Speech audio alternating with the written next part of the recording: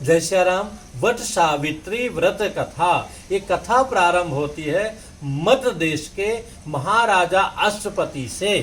तो महान प्रतापी धर्मात्मा राजा थे जो उस मध्य देश में राज्य करते थे। उनके कोई संतान न थी। पंडितों के गुरुजनों के कथनानुसार राजा ने संतान हेतु यज्ञ करवाया। उसी के प्रताप से कुछ समय बाद उन्हें एक दिव्य कन्या की प्राप्ति हुई, जिसका नाम उन्होंने सावित्री रखा। समय बीतता गया, कन्या बड़ी होने लगी। जब सावित्री को वर खोजने के लिए कहा गया तो उसने देवी सावित्री ने दुमुत सेन के पुत्र सत्यवान को पति रूप में वरण कर लिया। इधर ये बात जब नारद जी को मालूम हुई तो वे राजा अश्वपति के पास आकर बोले कि आपकी कन्या ने वर खोजने में बड़ी भारी भूल की है। सत्यवान गुणवान तथा धर्मात्मा अवश्य हैं, परंतु वो अल्पायु हैं। 1 वर्ष के बाद ही उनकी अकाल मृत्यु हो जाएगी। नारद जी की बात सुनकर राजा उदास हो गए। उन्होंने अपनी पुत्री को समझाया, हे पुत्री, ऐसे अल्पायु व्यक्ति से विवाह करना उचित नहीं है, इसलिए तुम कोई और वर चुन लो।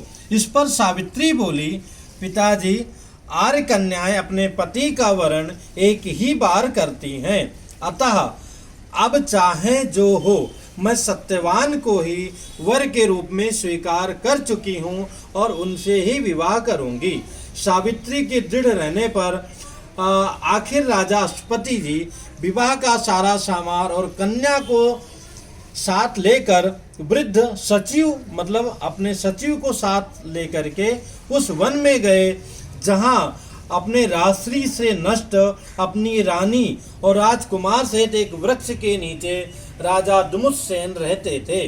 विधि विधान पूर्वक वहीं पर सावित्री और सत्यवान का महाराजा अश्वपति ने विवाह कर दिया। वन में रहते हुए सावित्री सास ससुर और पति की सेवा में लगी रही। नारद जी के बतलाए अनुसार पति की मरण काल का समय पास आया तो वो उपवास करने लगी।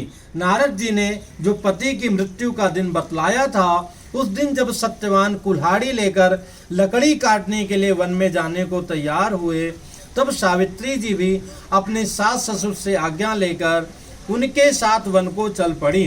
वन में सत्यवान ज्यों ही पेड़ पर चढ़ने लगा, उसके सिर में असहाय पीड़ा होने लगी। वो सावित्री की गोद में अपना सिर रखकर लेट गया। थोड़ी देर बाद सावित्री जी ने देखा कि अनेक दूतों के साथ हाथ में पास ले यमराज खड़े हैं। यमराज सत्यवान के अंगुष्ठ मात्र प्राण जीव को लेकर के दक्षिण दिशा की ओर चल दिए। सावित्री भी यमराज के पीछे पीछे चल दी। सावित्री को आते देख यमराज ने कहा, हे पतिपरायणे पतिव्रता, जहाँ तक मनुष्य का साथ दे सकता है, वहाँ तक तुमने अपने पति का साथ दिया है। अब तुम वापस लौट जाओ। ये सुनकर सावित्री बोली, जहाँ तक मेरे पति जाएंगे वहाँ तक मुझे जाना चाहिए, यही सनातन सत्य है। यमराज ने सावित्री की धर्मपारायण वाणी सुनकर वर मांगने को कहा। सावित्री जी ने कहा, मेरे सास ससुर अंधे हैं, उन्हें नेत्र की ज्योति दे दें। यमराज ने तथास्तु कहकर उन्हें लौट जाने को कहा, किंतु सावित्री उसी समय यम के पीछे पीछे चलती रहीं। यमराज ने उनसे पुनः वर मांगने को कहा तो सावित्री जी ने वर मांगा, मेरे सास ससुर का खोया हुआ राज्य उन्हें वापस मिल जाए। यमराज ने तथास्तु कहकर पुनः लौट जाने को कहा, परंतु सावित्री अडिग रही। सावित्री की पति भक्ति और निष्ठा देखकर यमराज अत्यंत द्रवीभूत हो गए। उन्होंने सावित्री से एक और वर मांगने के लिए कहा। तब सावित्री जी ने ये वर मांगा कि मैं अपने सत्यवान के 100 पुत्रों की मां बनना चाहती हूँ, कृपा कर आप मुझे ये वरदान दे दें।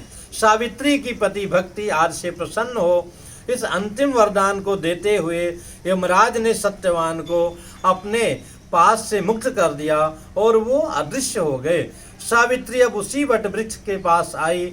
वट वृक्ष के नीचे पड़े सत्यवान के मृत शरीर में जीव का संचार हुआ और वो उठकर बैठ गए।